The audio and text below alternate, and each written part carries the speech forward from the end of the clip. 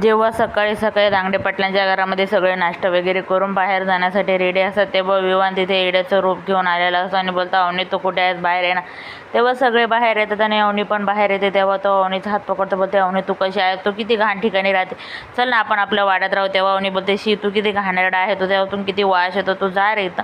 तेव्हा तो अवनीचा हात पकडतो आणि बोलतो नाही अवनी मी तुला इथून घेऊन गेल्याशिवाय राहणार नाही, तू माझी आहेस ना, चल मी तुला इथून घेऊन जातो, चल ना गं तू असं नको करूस, तो माझ्यासोबत चल ना. तो तिच्या अंगाला झटतो आणि तिचा हात धरून खेचायला लागतो. तेव्हा अवनी बोलते जा रे. तेव्हा अवनी त्याला धक्का देते पण तो पुन्हा उठून अवनीच्या अंगाला हात लावतो आणि बोलतो चल तुला मी इथून नेल्याशिवाय राहणार नाही, आपण आपल्या बंगल्यात राहू. तेव्हा राजा हा त्याला खेचतो आणि खाली ठेवतो. तेव्हा तो बोलतो तू काय रे माझ्या बायकोच्या अंगाला हात लावतो. तेव्हा तो बोलतो नाही अवनी फक्त माझी.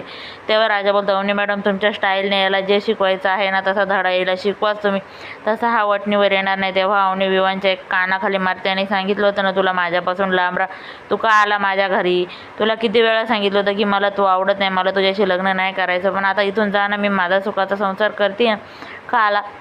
आणि हो विवान एक गोष्ट लक्षात ठेव, अवनी बोलते एक गोष्ट लक्षात ठेव, तू इथून पुढे माझ्या आणि माझ्या घरच्यांच्या वाटेला जर आलात ना तरी याद राख माझ्या इतकं वाईट तुला कोणीच नाही होणार. आता एकच कानाखाली दिली तेव्हा तुला किती मारल ना हे तुझ्या लक्षात पण नाही येणार. तेव्हा सगळे बोलतात हा अवनी बरोबर केलं, तू हेच पाहिजे, अजून मार त्याला. तेव्हा अवनी बोलते नाही तुला एकच दिली ना तीच बस झाली. तेव्हा विवान बोलतो अवनी तू मला आज कानाखाली मारले नाही, याचा बदला मी तुझ्याकडून घेणारच आणि घेऊनच राहणार. बघ तुझा बदला मी कसा घेतो, तू माझ्या कानाखाली मारले ना तो बदला मी आता पूर्ण कसा करतो ना हे तू बघूनच राहा. तू पण मला ओळखलं नसेल, मला पण नावाचा विवान बोलतं.